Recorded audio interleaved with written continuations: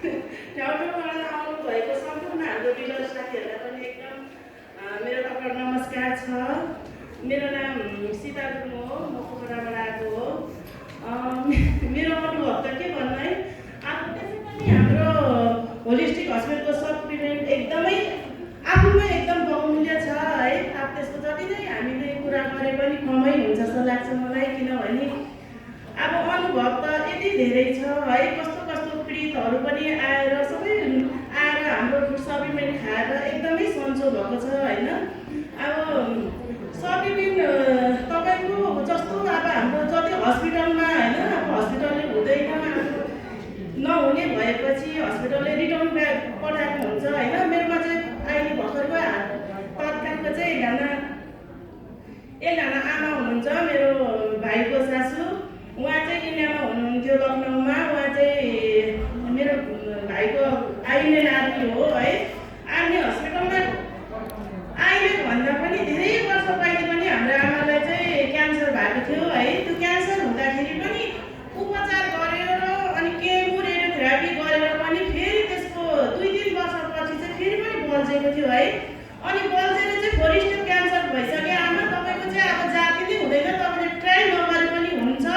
अब केमो पनि धान्नु सक्नुहुन्न, तपाईँले के गर्नुहुन्छ त नि, अब तपाईँको उपचारै छैन, अब हुँदैन भनेर चाहिँ अनि हामीले लखनऊबाट फेरि हामीले यो फुड सप्लिमेन्टको बारेमा मेरो बुहारीले चाहिँ आमालाई भन्नुभएर अनि उहाँबाट चाहिँ आमालाई झिकामी हेर्नु यस्तो अवस्थामा झिकाएको कि तपाईँहरू भन्नुहुन्छ अब आमाले क्यान्सर भएको होइन, केही खानु नमिल्ने, उहाँलाई गाडीमा ल्याउँ भन्दा पनि गाडीमा पनि आउनु सक्ने उहाँको स्थिति नै थिएन।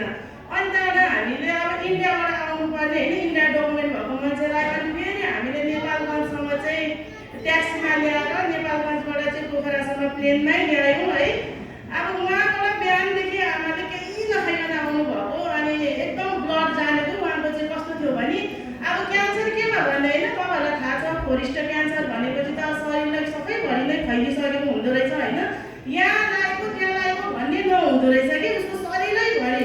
अब त्यति मात्रै नभएर आमाको चाहिँ यो हातहरू पनि सबै कस्तो भयो भने है, बातको रोगले पुजेको जस्तै यस्तो नचल्ने भइसकेको थियो कि आमा हिँड्नै सक्नुहुन्न थियो एकदम। अब हामीले त सोचेको पनि थिएन है। अब मेरो बुहारी र मैले त ल्याइहाल्यौँ, तर ल्याएर त राख्यौँ है। ल्याउँदाखेरि कस्तो भयो भने हामीलाई अब कोही छैन आफ्नो मान्छे पोखरामा, भरे आमा तलमाथि भइदियो भने के गर्ने होइन, कति समस्या हुन्छ, कोही छैन, भाइ लखनऊमा ट्रेनिङ हुनुहुन्छ।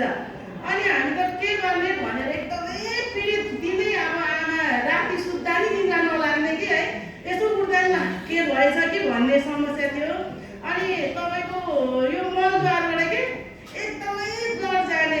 अनि उहाँको इन्डिया आर्मीको हस्पिटलकोबाट चाहिँ के भनेको रहेछ भने आमा अब तपाईँको बिमारी चाहिँ कहिले सन्चो हुँदैन, अब यो नसन्चो नहुने भए चाहिँ यसलाई उपचार गरेर के गर्ने, हामीले यतिकै हो भनेर आमालाई पठाउनु भएछ होइन।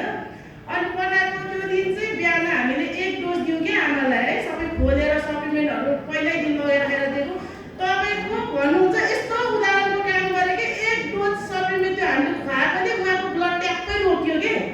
अनि त्यो पनि एकदमै खुसी भयो कि। अनि त्यहाँबाट हाम्रो आमालाई चाहिँ तपाईँको ब्लड चाहिँ अब हप्तामा 2 फेर, कोही बेला महिनामा 4 फेर जस्तो नि लाउनु पर्थ्यो कि ब्लड थिएन कि उहाँको।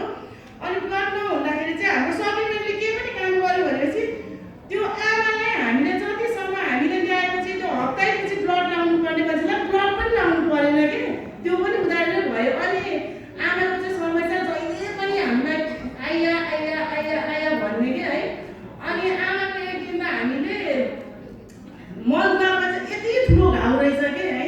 अनि एक दिन चाहिँ हाम्रो बुहारी र मैले के भन्यौँ भने आमा तपाईँ जहिले आइया आइया आइया आइया भन्नुहुन्छ, तपाईँ कसरी के भएको रहेछ त नि, तपाईँले उहाँ देखाउनु लखनऊमा डक्टरले देखाउनु भएन भनेको। मैले लखनऊलाई देखाएको हो, डक्टरले मेरो यस्तोमा घाउ छ, यस्तो मलद्वार दुख्छ भन्दा नि सुन्दैन, के हो यस्तो भन्नुभयो होइन।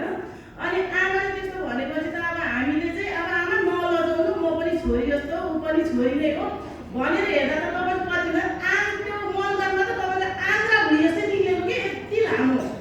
अनि हाम्रो बुहारीको त छक्कै पऱ्यो है, यत्रो दिनसम्म आयो आयो किन भनेर बस्छ भने त्यस्तो थियो कि हेर्नु है, कस्तो कस्तो हाम्रो यो सप्लिमेन्टले काम गर्छ कि तपाईँले सोच्नै नसकेको कुराहरू पनि यस्तो राम्रोसँग काम गरेको छ है।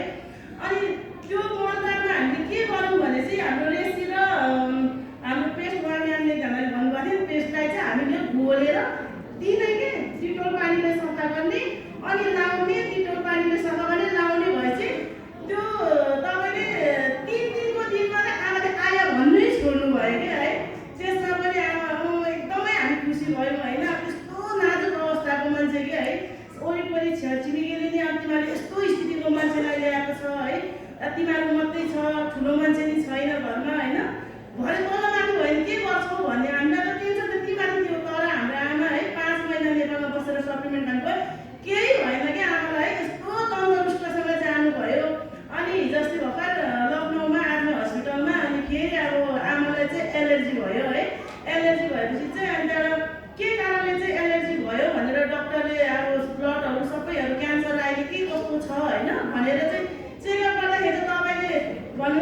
समयमा 4 स्टेप क्यान्सरै देखेन के। हेर्नु त कति उदाहरण छ है यो आफूमा।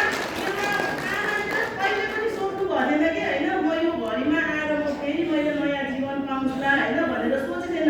त्यो पनि अब भर्खरको मान्छे भए त उसँग रोगप्रतिरोधक क्षमता हुन्छ, राम्रो हुन्छ भने उहाँ त 60 वर्षको हुनुहुन्थ्यो कि आमा, तर पनि मलाई रिकभर भएर यस्तो राम्रो हुनुहुन्छ अहिले होइन। अनि अस्ति डक्टरले फेरि बोलाएर आर्मी हस्पिटल जानुभएको त आमा तपाईँको त क्यान्सरै छैन, के भयो त नि?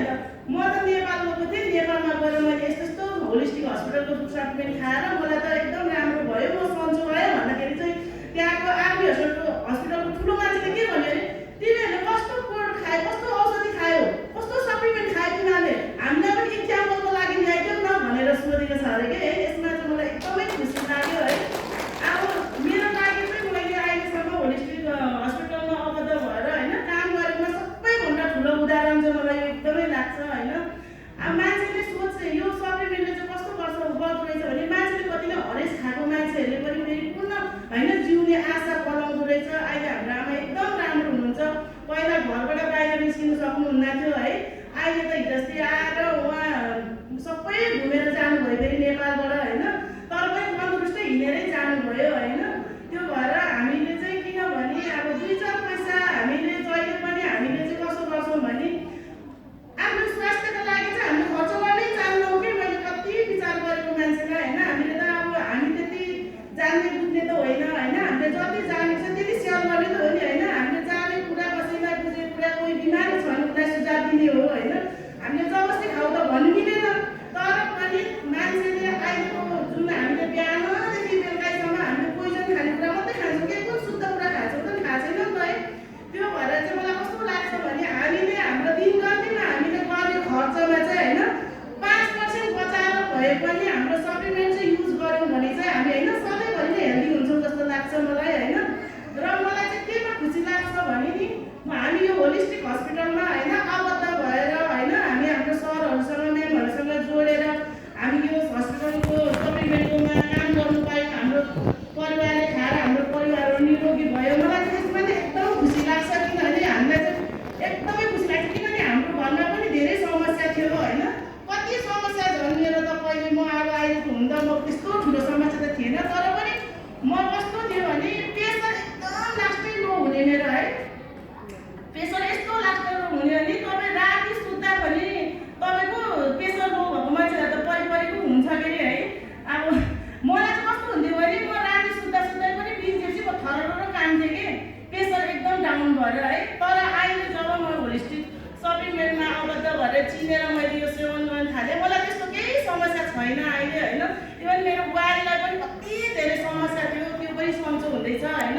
सप्लिमेन्ट त हेर्नु सप्लिमेन्टमा यसमा त के भने यसको हाम्रो सप्लिमेन्टको त जति नै हामीले होइन जति नै बयान गरे नि बयान गरेर साध्य नै छैन कि होइन। ऊ एकदमै बहुमूल्य छ। त्यो भएर सबैले सेवन गर्नुहोस्, सबैले हाम्रो होलिस्टिकको सप्लिमेन्टलाई सेवन गर्नुहोस् भन्न चाहन्छु। मेरो यति नै भन्न चाहन्छु। हस् त, धन्यवाद, थ्याङ्क यू।